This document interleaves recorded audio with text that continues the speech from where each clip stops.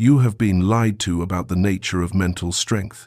Everything you were taught about handling adversity: suppress your fear, maintain positive thinking, never show weakness, push through pain indefinitely, serves not to strengthen you but to make you brittle. These well-meaning deceptions have left you vulnerable to the very assaults they promised to prevent. I know this because I once believed these same myths. As a young cavalry officer, I thought courage meant the absence of fear. In my early political years, I confused rigid determination with true resolve. During my wilderness decades, I believed that acknowledging need for help was tantamount to admitting defeat. Each of these beliefs nearly destroyed me. But through the crucible of 2 world wars, the black dog days of depression, and the long campaign of public life, I discovered something that changed everything. The mind that appears weakest, the one that acknowledges fear, accepts limitation, seeks appropriate assistance, often proves most durable when genuine crisis arrives. You face challenges that your current approach to mental strength cannot handle. The problems ahead require not the brittle rigidity of suppressed emotions, but the flexible resilience of acknowledged humanity working in service of unshakable purpose. What I offer you is not comfort but transformation, the difference between surviving life's campaigns and emerging from them stronger, wiser, and more useful to your fellow men. The choice, as always, is yours. The paradox of apparent strength. I have observed, through 6 decades of political life and the crucible of 2 world wars, a phenomenon that would perplex the casual observer, yet illuminates the deepest truths about human nature. Those who parade their mental fortitude most prominently, who speak loudest of their nerves of steel and boast of their immunity to fear, often prove as fragile as window glass when the hurricane winds of genuine adversity truly blow. Meanwhile, others who openly acknowledge their uncertainties and admit their human frailties display a resilience that would astound Caesar's legions. During the darkest nights of the Blitz, when German bombers turned London's sky into a constellation of fire and death, I witnessed this paradox in its starkest form within the cabinet war rooms beneath Whitehall. 2 wireless operators worked side by side, both vital to our nation's survival, yet as different in their approach to fear as light is from shadow. The first gentleman, whom I shall call Thompson, possessed what he proudly termed nerves of steel. He boasted regularly that the bombs falling above our heads affected him no more than spring rain upon a roof. Fear, he would declare with a dismissive wave. I haven't felt fear since my school days. He maintained rigid posture, spoke in clipped, controlled tones, and regarded any display of anxiety as evidence of inferior character. The second operator, young Williams, presented a markedly different demeanor. When the air raid sirens wailed their mournful warnings, his hands would visibly tremble as he reached for his equipment.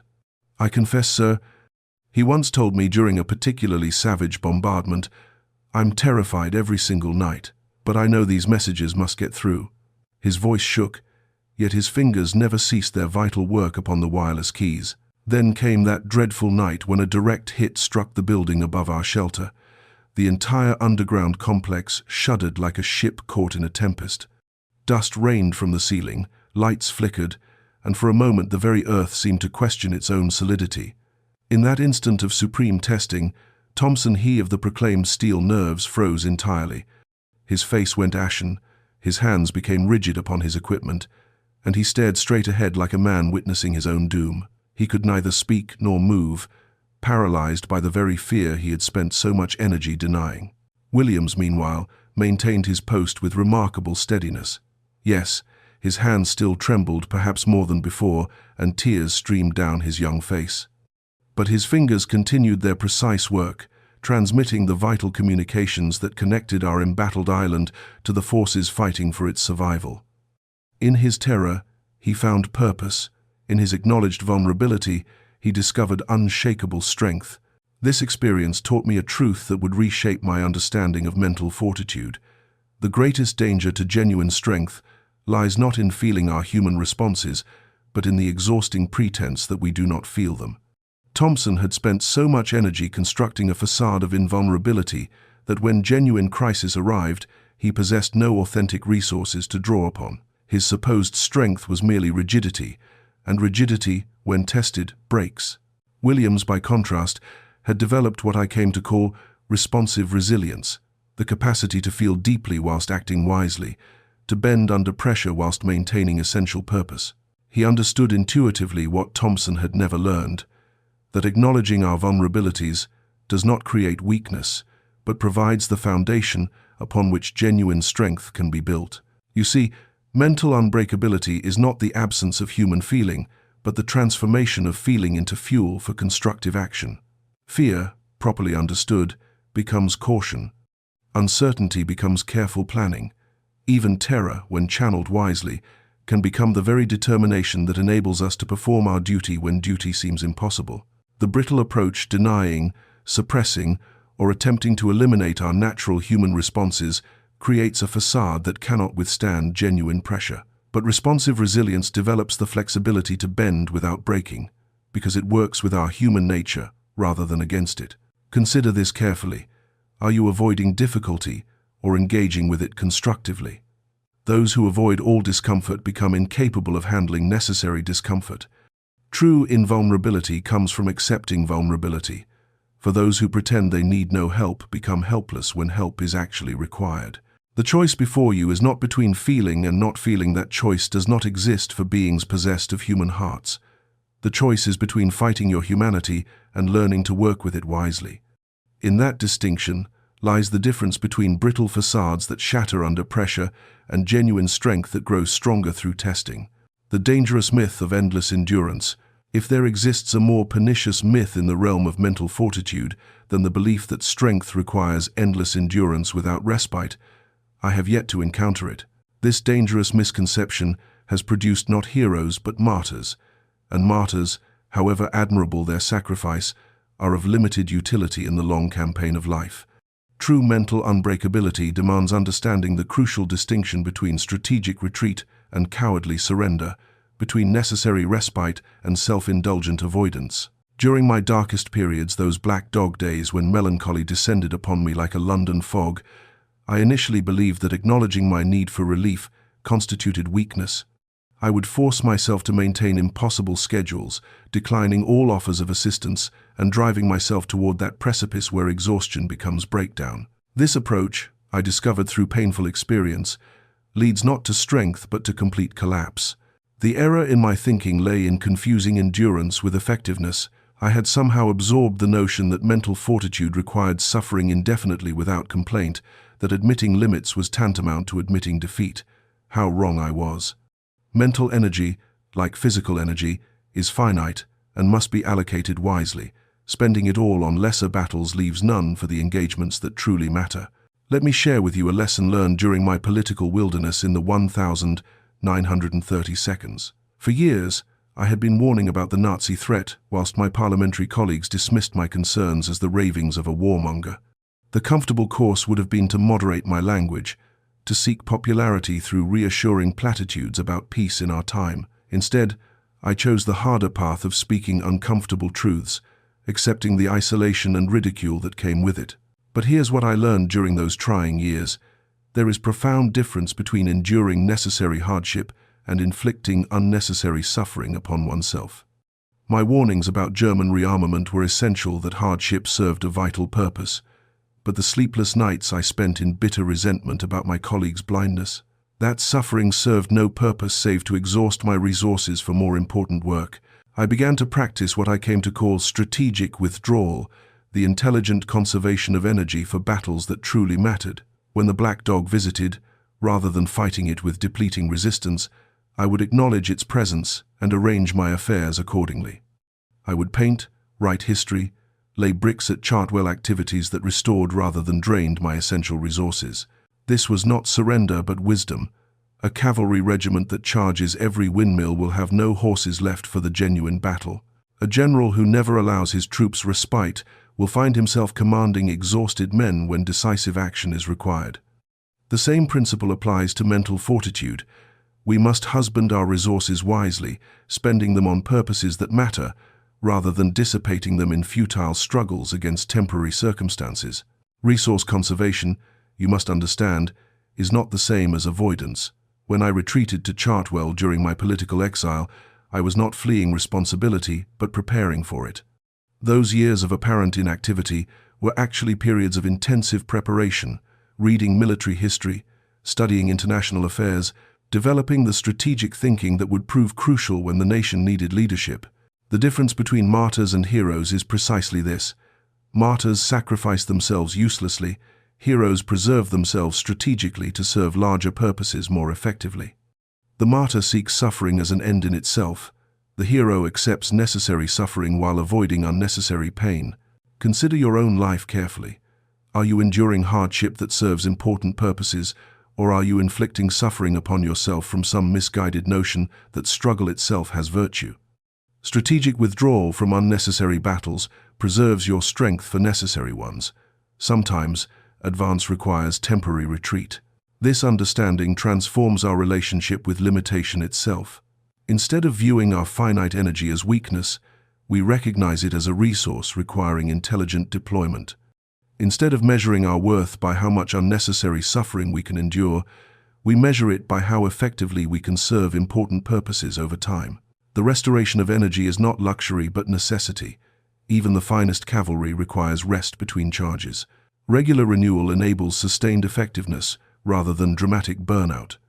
When others offer legitimate assistance, accepting it graciously multiplies your capacity rather than diminishing your independence. Learn this crucial lesson.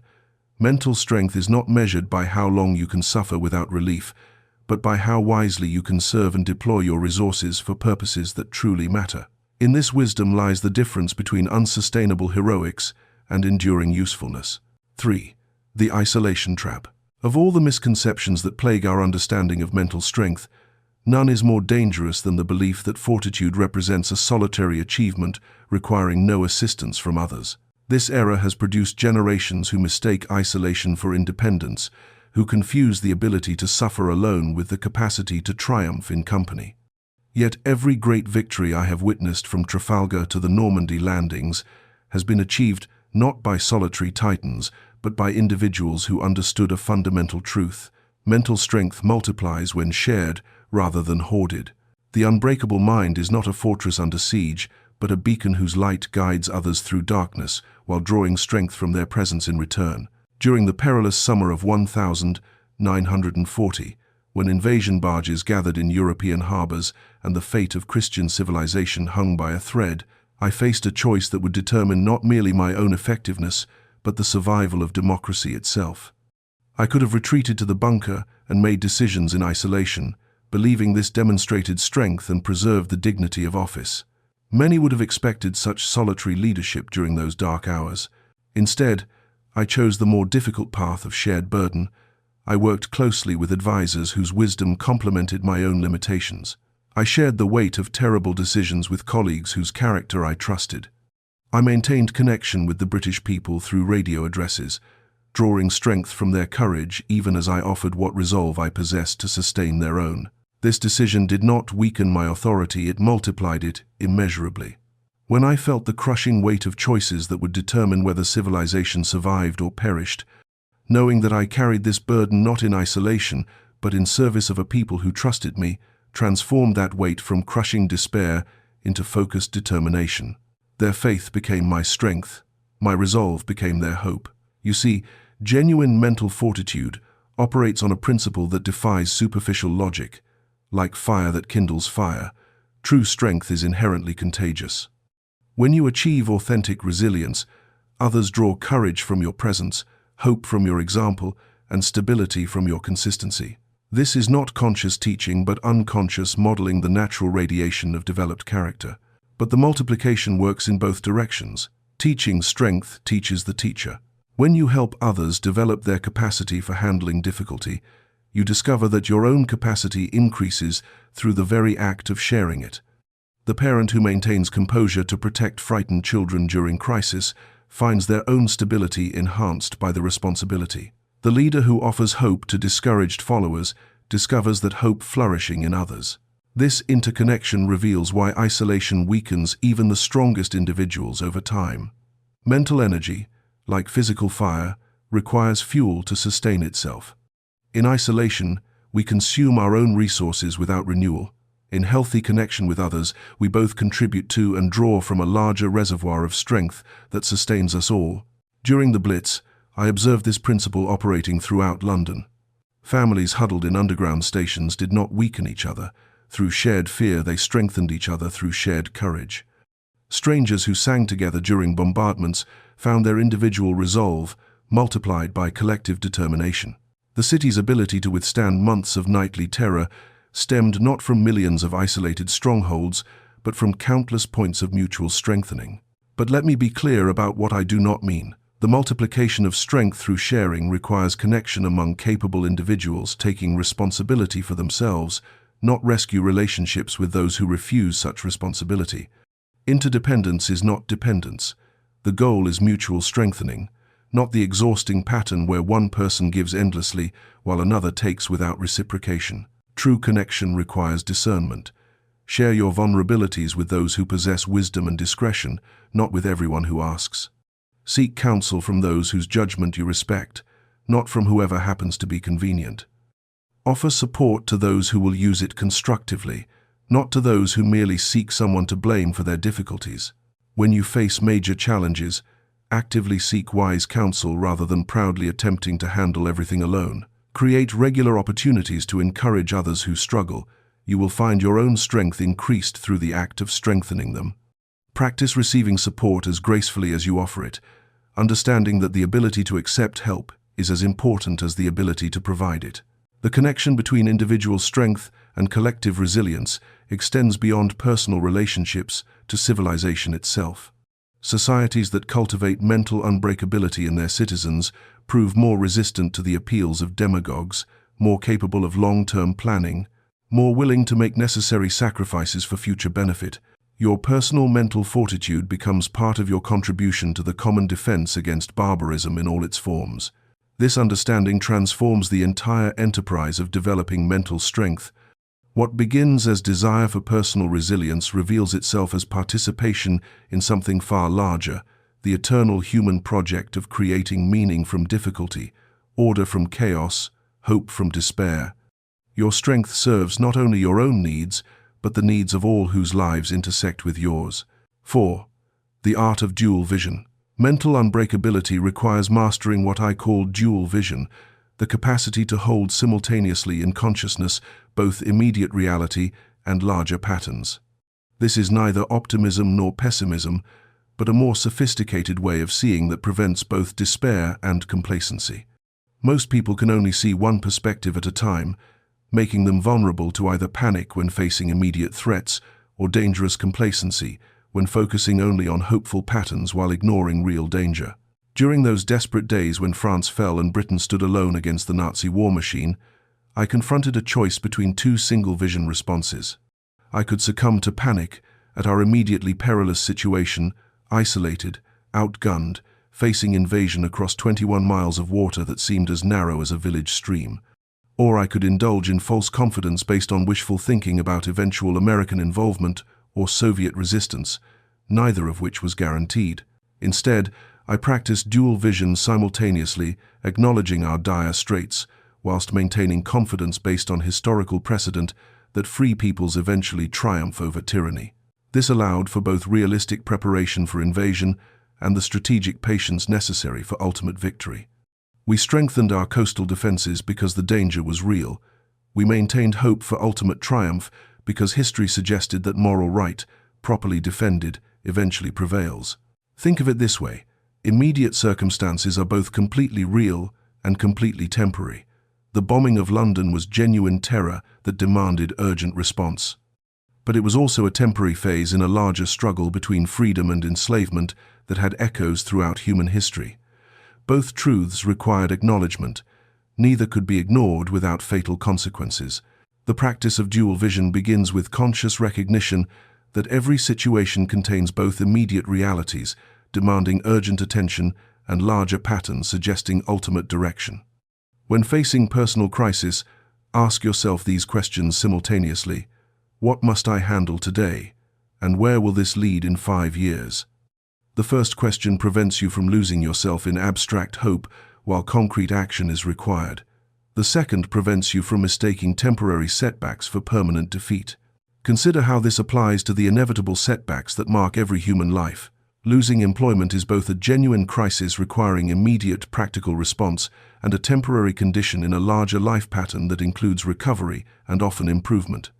The death of someone beloved is both devastating immediate reality and part of the eternal human experience of love, transcending mortality. Financial difficulties are both urgent problems demanding decisive action and temporary challenges in lives that contain multiple phases of scarcity and abundance. Dual vision requires extending your timeline deliberately. During the political wilderness of the 1,930 seconds, I could have focused solely on my immediate isolation and concluded that my career was finished. Instead, I held simultaneously the reality of present rejection and the possibility that circumstances might arise, requiring precisely the kind of unpopular warnings I was offering. This dual perspective enabled me to use apparent exile as preparation time rather than merely enduring it as punishment. The zoom technique proves invaluable here. Practice shifting consciously between close-up view your immediate concerns, today's problems, this month's challenges, and wide-angle view your life's trajectory, historical precedent, the longer timeline within which current difficulties unfold.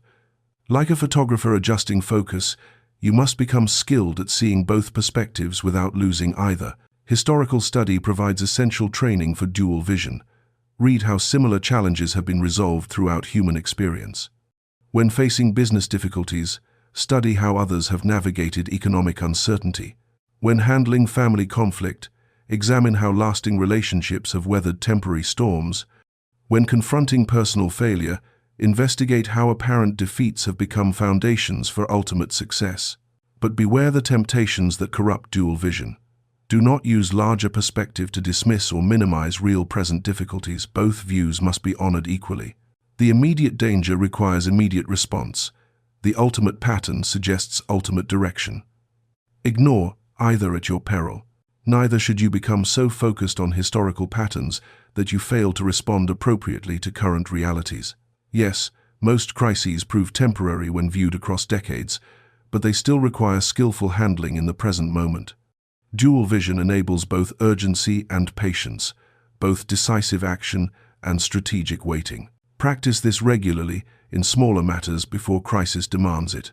When facing minor frustrations, delayed appointments, unexpected complications, disappointing results, consciously practice seeing both the immediate inconvenience and the larger life pattern that suggests such difficulties are temporary and often instructive. During stressful situations, use this specific technique. First, acknowledge the immediate difficulty without minimizing it. Say explicitly, "This is genuinely challenging right now." Then place it in larger context. And this fits into a larger pattern that suggests, find ways to honor both truths in your response. Dual vision develops what I call crisis-proof perspective, the ability to maintain both realism and hope, both immediate attention and long-term vision. This makes you more effective in crisis because you can act decisively on immediate needs while maintaining strategic clarity about ultimate objectives. Master this art, and you will find that circumstances which paralyze others with either panic or false calm will leave you clear-headed and capable of wise action. You will become the person others look to during uncertainty, because you alone seem capable of seeing both what is and what is becoming. 5. The power of active patience. Most people understand patience as passive waiting, enduring unpleasant circumstances until they improve without any effort toward improvement itself. This is not patience but paralysis disguised as virtue. True patience is active, using apparent inactivity to strengthen capabilities, deepen understanding, and prepare for opportunities that will inevitably arise.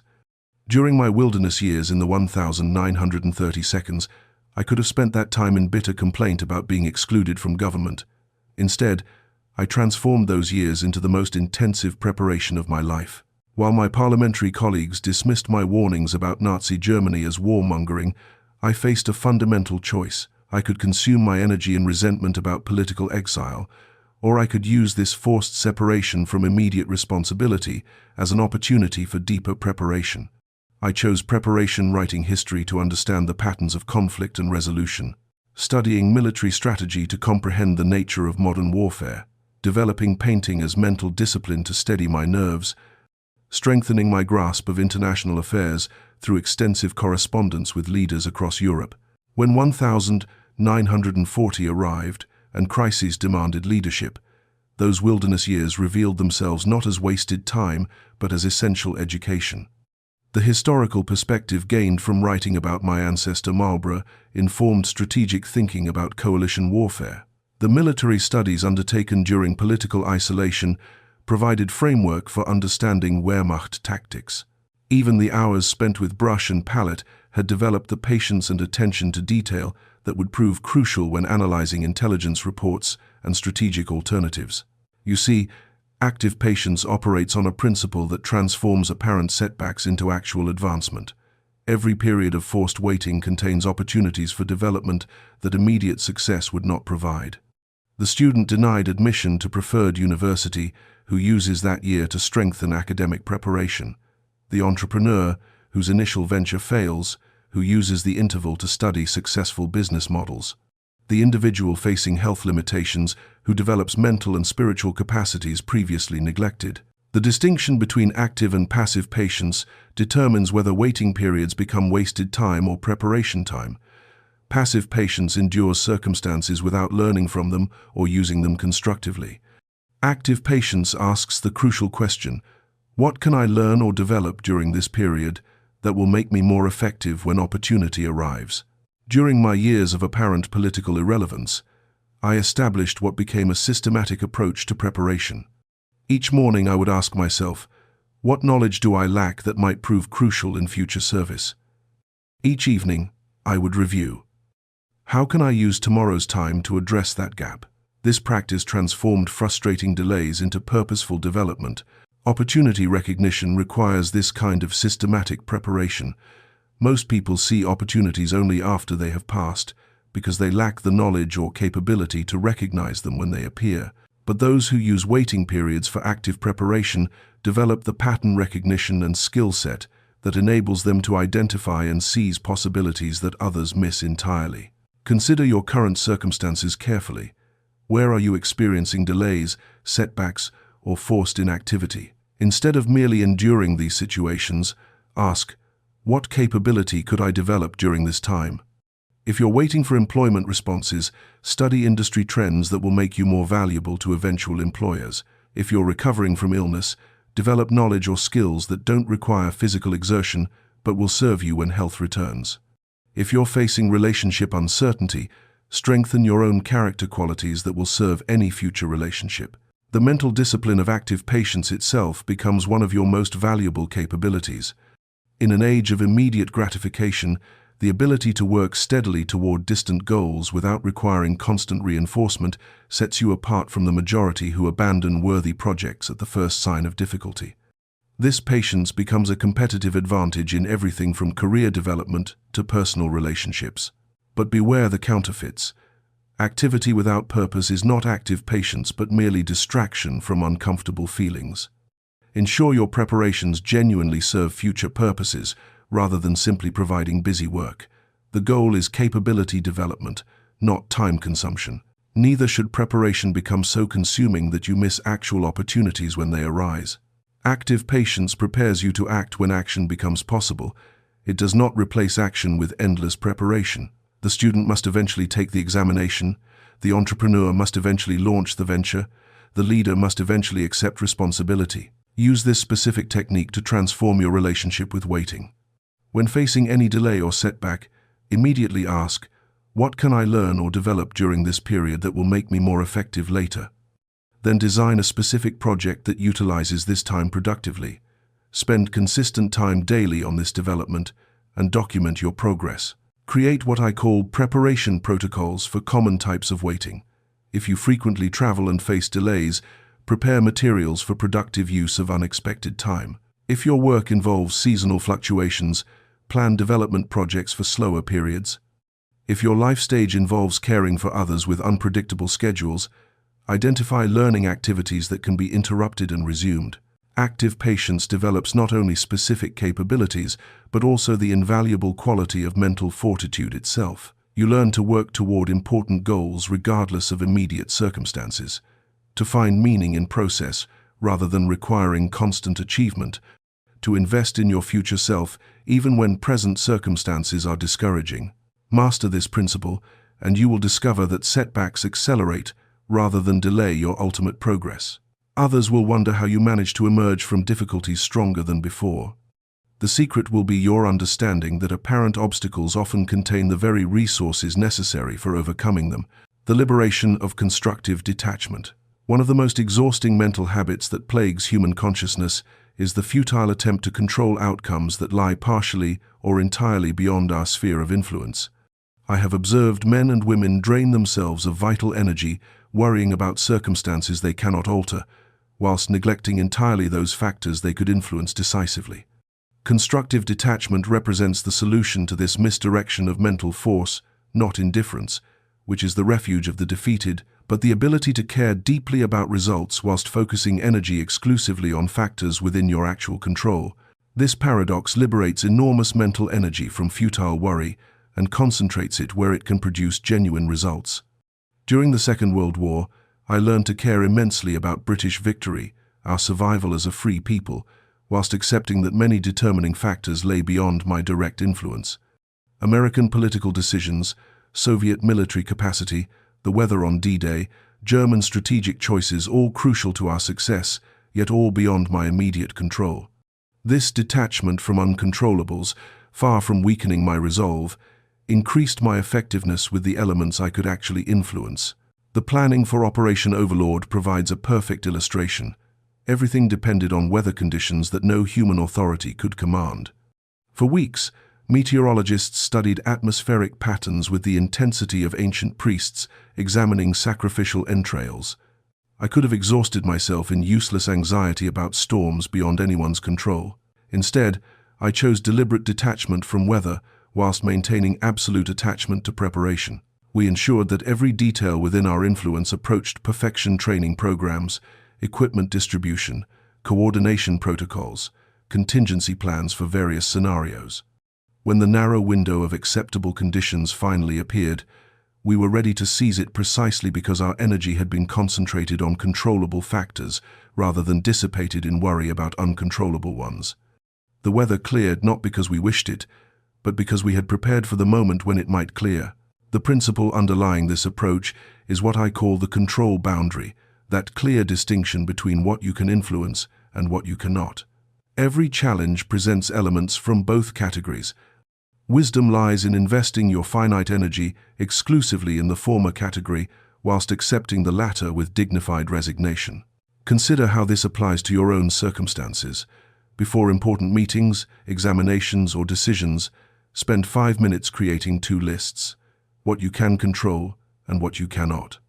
Your preparation, attitude, and effort belong in the first category. Others' responses, unexpected complications, and final outcomes belong in the second. Focus entirely on maximizing the first list, acknowledge the second without anxiety. The emotional investment must be redirected intelligently. Care deeply about your effort and preparation. These reflect your character and are entirely within your domain. Hold lightly your attachment to specific outcomes. These depend partially on factors beyond your influence and beyond your responsibility. This redirection preserves your mental energy for constructive action rather than consuming it in useless worry. When anxiety about uncontrollable outcomes arises, as it inevitably will, immediately redirect attention to actions you can take right now. Ask yourself, what can I do in this moment to improve my preparation or response? Then do that thing rather than continuing to worry about what might happen. Practice what I call the release technique. Regularly and consciously release your grip on factors beyond your influence, whilst tightening your focus on factors within it. This is not emotional suppression but intelligent allocation of attention. Some find prayer helpful for this release. Others prefer meditation or simple conscious acknowledgement that certain factors are not their responsibility. Create a daily practice of this circle of control exercise. Draw 2 circles. The inner contains what you can directly influence. The outer contains what you cannot. When facing any challenge, write your concerns in the appropriate circle. Spend 90% of your time and energy on inner circle items. Each evening, review honestly which circle received most of your mental energy that day. Be warned against common errors. Do not confuse detachment with apathy. You can care deeply about outcomes while accepting you cannot control them completely. Neither should you use detachment to excuse poor effort on factors you actually could control.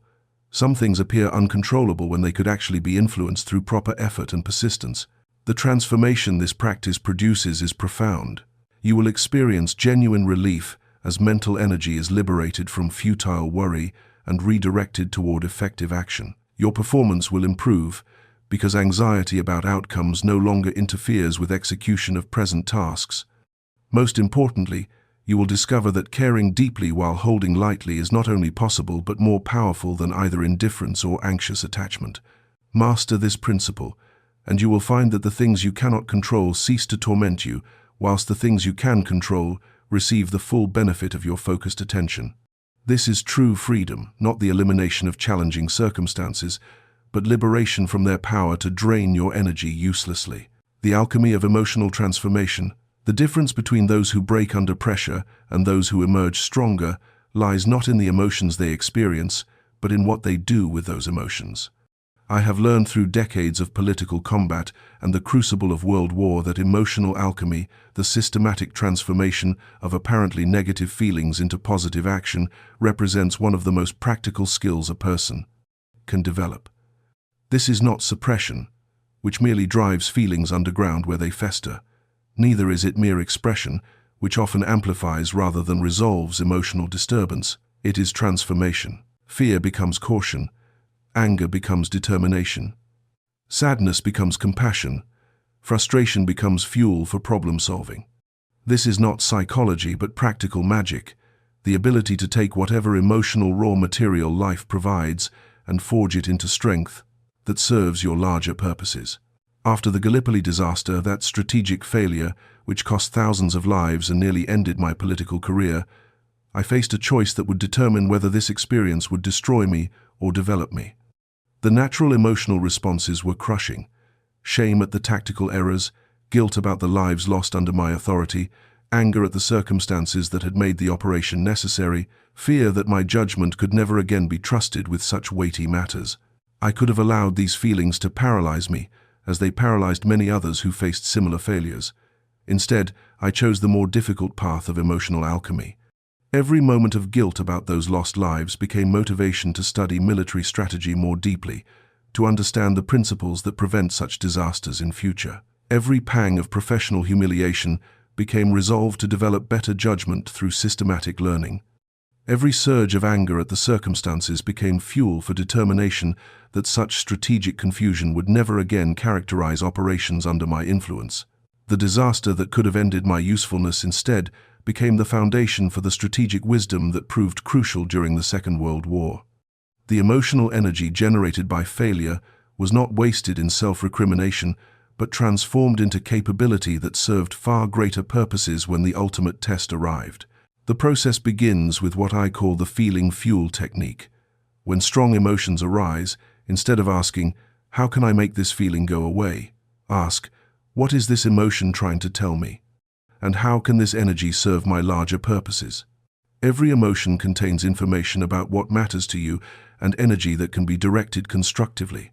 The alchemy formulas I have discovered through experience are quite specific.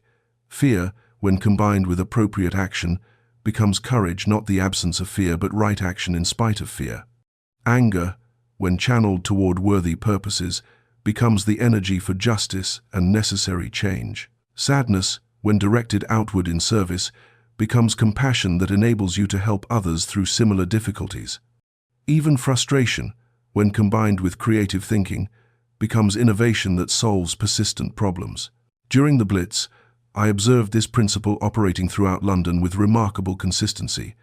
People channeled their terror into protective care for family and neighbors. They transformed their anger at the bombers into resolve to rebuild whatever was destroyed. They converted their grief for the fallen into determination to ensure those sacrifices had meaning. The city's ability to withstand months of nightly bombardment stemmed not from the absence of difficult emotions, but from their systematic transformation into constructive responses. The practical application requires what I call the transformation timeline: immediate acknowledgement, rapid interpretation, and purposeful redirection. When you notice strong emotions arising, first acknowledge them honestly. "I notice I feel angry about this situation." Then, interpret their message. This anger tells me that something I value is being threatened or violated. Finally, redirect the energy. I will use this emotional force to take constructive action to protect what I value. Practice this 30-second alchemy process. Feel the emotion fully without resistance. Identify what it reveals about your values and concerns. Choose one specific constructive action that honors both the feeling and your larger purposes. Then take that action rather than remaining stuck in the emotional state.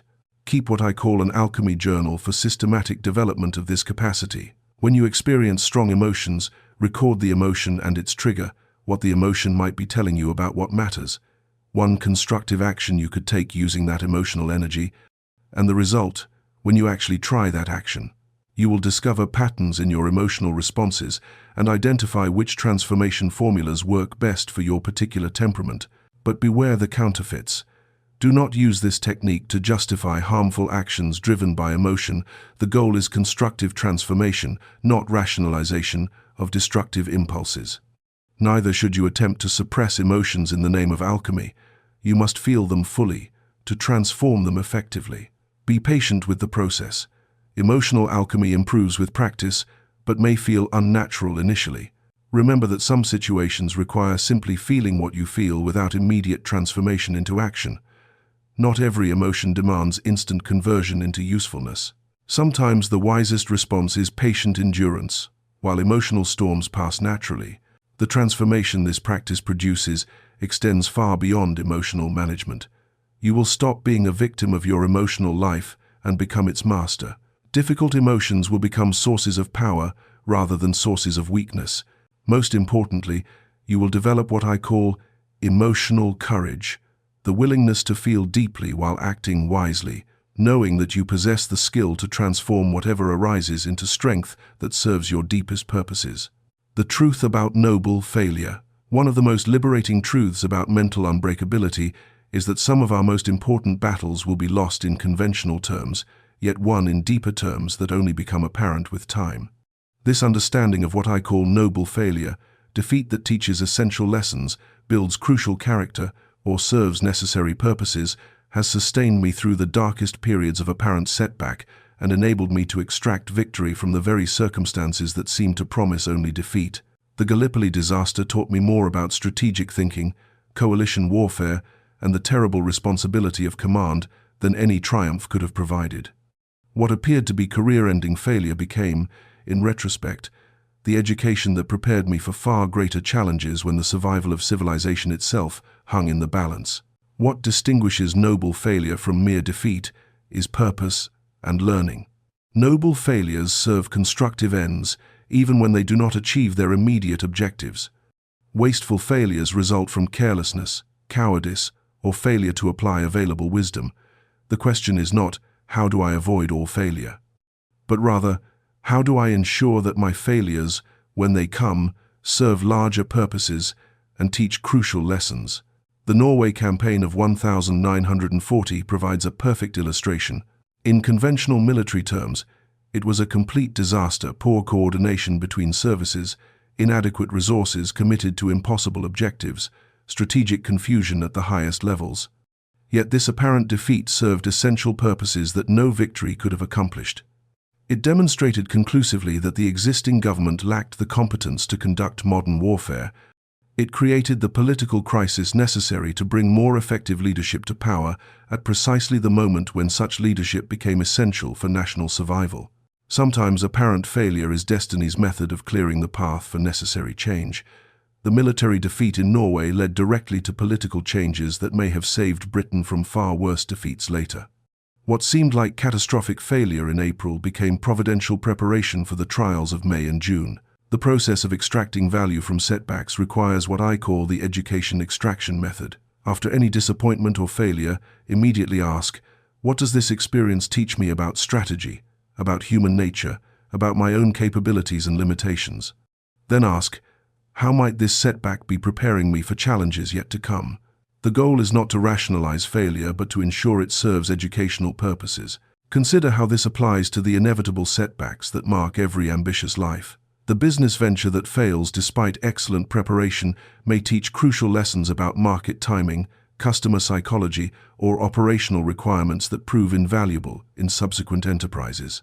The relationship that ends despite sincere effort may reveal important truths about compatibility, communication, or personal growth that enable much better choices in the future. The employment opportunity that is lost may redirect you toward paths that ultimately prove far more suitable to your actual talents and interests. But we must distinguish carefully between noble failure and wasteful failure.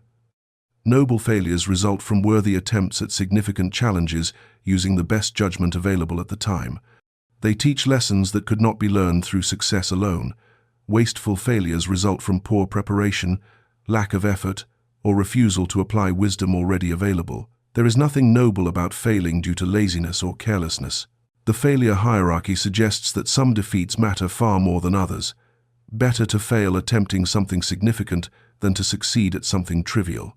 Better to risk noble failure in service of important purposes than to guarantee petty success through avoiding all meaningful challenges.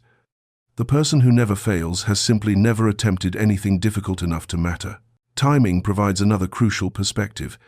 Many apparent failures are simply successes that have not yet completed their timeline. The political isolation of the 1,930 seconds appeared to be complete failure at the time warnings dismissed, influence eliminated, reputation damaged. Yet this same period proved to be essential preparation for the leadership role that arrived when circumstances changed. What looked like exile became education. What felt like rejection became readiness. The Character Forge principle suggests that difficult experiences which do not break us make us stronger, wiser, and more compassionate.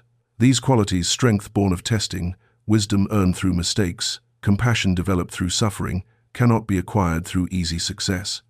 They require the particular kind of education that only noble failure provides. When facing your own setbacks, resist the immediate judgment about success or failure. Instead ask, what is this experience teaching me? How might this serve my larger development? What doors might this be closing in order to open others that serve my deeper purposes? Create a practice of what I call failure forensics, examining setbacks not for blame but for lessons that serve future effectiveness. But do not romanticize failure itself. The goal is learning and growth, not losing and suffering. Neither should you use the concept of noble failure to excuse poor preparation or lack of effort. True noble failure results from worthy attempts using your best capabilities, not from casual approaches to serious challenges. The transformation this understanding provides is profound liberation from the psychological devastation that often follows setbacks. You will begin to see failures as information rather than verdicts, as education rather than condemnation. Most importantly, you will gain the courage to attempt increasingly significant challenges because you no longer fear failure. You fear only the particular kind of failure that teaches nothing and serves no larger purpose.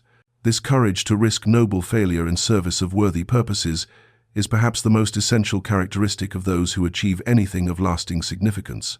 They understand that the alternative to risking failure is the guarantee of remaining forever safe, small, and ultimately insignificant. The paradox of increased vulnerability. Here lies one of the most counterintuitive truths about mental development, one that continues to perplex those who mistake knowledge for wisdom. The stronger you become mentally, the more conscious you become of your limitations, dependencies, and vulnerabilities. This increased awareness, rather than creating weakness, enables far more intelligent deployment of your actual capabilities.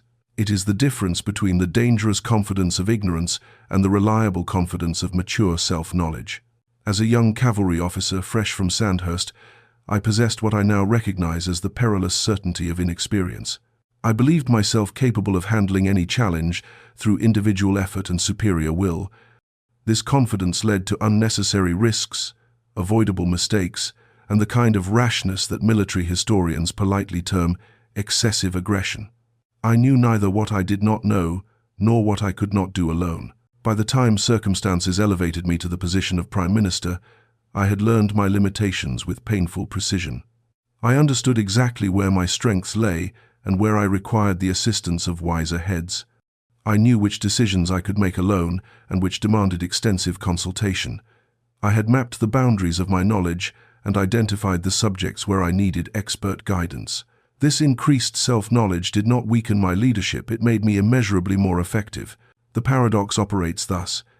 Accurate knowledge of your vulnerabilities enables better strategic decisions about where to invest effort and where to seek help. The general who understands his army's weaknesses can position it to maximize strengths while protecting exposed flanks. The business leader who acknowledges her knowledge gaps can surround herself with expertise that compensates for those limitations. The individual who recognizes his emotional triggers can develop systems that prevent those triggers from compromising important decisions. False confidence based on denial of limitations leads inevitably to strategic errors. The commander who believes his forces invulnerable will deploy them carelessly. The leader who thinks herself omniscient will make crucial decisions without adequate information. The person who denies his emotional vulnerabilities will find himself at their mercy when pressure increases. True confidence emerges from accurate assessment of both capabilities and limitations. This enables what I call competence mapping, regular assessment and updating of your understanding of genuine strengths versus areas requiring development or assistance. Create 3 lists for any important area of your life. Capabilities I can rely on completely, areas where I need continued development, and areas where I need ongoing assistance from others. This mapping must be updated regularly because both capabilities and limitations change with experience and circumstances. What you could handle independently 5 years ago may now require assistance due to changed conditions. Conversely, areas that once required help may now be within your independent capability due to developed skill and knowledge. The vulnerability as intelligence principle suggests that acknowledging limitations is not weakness but practical wisdom. When you understand precisely what you can and cannot handle, you make better decisions about which challenges to tackle independently versus which require support. This prevents both the underestimation that leads to missed opportunities and the overestimation that leads to preventable failures. Consider how this applies to your current circumstances. Where are you pretending competence you do not possess? Where are you avoiding challenges you could actually handle with appropriate preparation or assistance? Where are you exhausting yourself trying to develop capabilities in areas where seeking help would be more efficient? The appropriate help-seeking skill becomes crucial here. Understanding your vulnerabilities enables you to request assistance before problems become crises. This is far more effective than waiting until failure forces you to seek emergency rescue. The person who acknowledges limitations early can build support systems proactively rather than reactively. Practice conducting regular vulnerability audits in important life areas. Choose 3 significant domains: work, relationships, health, finances, and honestly assess your current knowledge gaps, skill limitations, and support needs. For each vulnerability identified, determine whether you should develop this capability yourself, seek appropriate assistance, or avoid situations that require this particular strength. But beware the distortions that corrupt this practice. Do not confuse awareness of current limitations with acceptance of unnecessary limitations. Some gaps can and should be closed through dedicated effort. Neither should you become paralyzed by overanalysis of your vulnerabilities. The goal is wise action, not perfect self-knowledge. Use vulnerability awareness to make better strategic decisions, not to justify avoiding all challenging situations. Be especially careful about sharing vulnerability assessments with those who lack wisdom or might use such information against you. Mature self-knowledge is a strategic advantage that should be shared selectively with trusted advisors and mentors, not broadcast to those who cannot appreciate its value. The transformation this practice produces is remarkable. You will stop wasting energy on impossible tasks or denying obvious limitations and start focusing on areas where you can actually make significant difference. You will become more effective in leadership roles because others trust leaders who clearly understand what they are talking about. Most importantly, you will develop what I call intelligent confidence, assurance, based on accurate assessment rather than wishful thinking or defensive denial. This intelligence confidence proves far more reliable than either false modesty or brash overconfidence because it accurately reflects reality. Others sense this authenticity and respond with increased trust and cooperation. You become the person others turn to during uncertain times because they know you will neither promise what you cannot deliver nor fail to act when action is within your capability. The art of adaptive constancy. True mental unbreakability requires mastering perhaps the most delicate balance in human character, what I have come to call adaptive constancy. This means maintaining unchanging core principles while continuously adapting methods to meet changing circumstances. It is the difference between the rigid oak that snaps in the hurricane and the flexible reed that bends but never breaks. The difference between the general who applies yesterday's tactics to today's battle and the strategist who serves timeless purposes through ever-evolving approaches. Throughout my political career, my fundamental principle remained absolutely constant: the defense of democratic civilization against totalitarian threats wherever they might arise. Yet my methods adapted dramatically as circumstances demanded. Sometimes this required supporting military intervention, sometimes advocating patient negotiation. Sometimes it meant building broad coalitions, sometimes standing in principled isolation. Sometimes it demanded immediate action, sometimes strategic patience. Critics accused me of inconsistency, but they confused tactics with strategy, methods with purposes. My constancy lay not in specific positions but in overarching principles that guided those positions. This adaptive constancy enabled effectiveness across radically different circumstances while maintaining essential integrity of character and purpose. The process begins with what I call the core surface distinction. You must identify clearly which elements of your approach represent non-negotiable principles, your core, versus which elements represent preferred methods that can be adjusted as circumstances require. The core consists of fundamental values, ultimate purposes, and essential character qualities that remain constant regardless of situation. The surface consists of specific tactics, timing preferences, and operational approaches that should adapt intelligently to current conditions. During the 1,930 seconds, my core principle demanded warning against Nazi rearmament regardless of political cost. This principle remained constant. But my methods varied considerably, sometimes through parliamentary speeches, sometimes through journalism, sometimes through private correspondence with American leaders, sometimes through public rallies. The consistency lay in the principle served, not in the particular method employed. Most people err in one direction or the other. They become either rigidly inflexible, applying the same approaches regardless of changed circumstances, or endlessly adaptable without any stable core to guide their adaptations. The first approach leads to ineffectiveness as methods become obsolete. The second leads to incoherence as constant change eliminates any reliable sense of identity or purpose.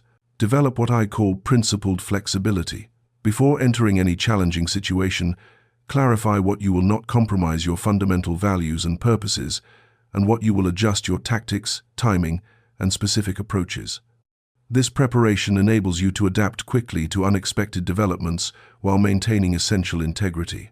The environmental adaptation skill requires regularly assessing whether your current methods still serve your unchanging purposes in present circumstances. Business approaches that worked effectively 10 years ago may be entirely inappropriate today. Relationship patterns that served you well as a young person may need significant modification as you mature. Communication styles effective in one cultural context may require adjustment when circumstances change. Ask yourself regularly, do my current methods serve my fundamental purposes as effectively as possible in current circumstances? If the answer is no, begin experimenting with alternative approaches while maintaining absolute clarity about the purposes those approaches must serve. Apply the consistency test when others question your adaptations. Ask, does this action serve my fundamental purposes? Rather than, is this exactly what I have always done? Explain the constant principles behind your varying methods when accusations of inconsistency arise. Most people will respect principled adaptation once they understand the stable purposes it serves. Consider developing what I call a personal constitution, a written document that articulates your core principles clearly and identifies areas where you are willing to adapt methods as circumstances require. This constitution becomes a reference point for decision-making and a tool for explaining your choices to others who may be confused by apparent changes in your approach. But beware the corruptions that undermine adaptive constancy.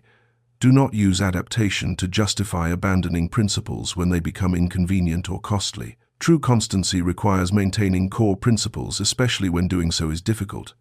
Neither should you change methods so frequently that others cannot develop confidence in your character. Some consistency in approach helps build trust and credibility. Be especially careful not to mistake personal preferences for fundamental principles. Examine rigorously whether your constants are truly essential to your deepest purposes or merely familiar patterns you have grown comfortable with. True principles withstand this scrutiny. Mere preferences dissolve under honest examination. Practice this approach in smaller matters before crisis demands it. When facing routine decisions, consciously identify the core principles at stake and the various methods available for serving those principles. Choose the method best suited to current circumstances rather than automatically selecting the approach you have always used. The identity anchor technique helps maintain continuity through adaptive changes. Develop a clear sense of who you are at core, what values define you, what purposes drive you, what character qualities remain stable regardless of external circumstances. This anchor enables confident adaptation because you know that changing methods does not mean losing essential identity. The transformation this mastery produces is remarkable. You will develop confidence to change your approaches without losing your sense of self. You will become more effective in diverse situations because you can adapt tactics while maintaining clear purposes. Most importantly, you will inspire trust in others who see that your core character remains reliable even as your methods evolve appropriately with changing circumstances. Others will look to you for stability during uncertain times, not because you never change, but because your changes clearly serve consistent principles they can understand and respect. This combination of reliability and adaptability makes you invaluable during periods of transition and uncertainty.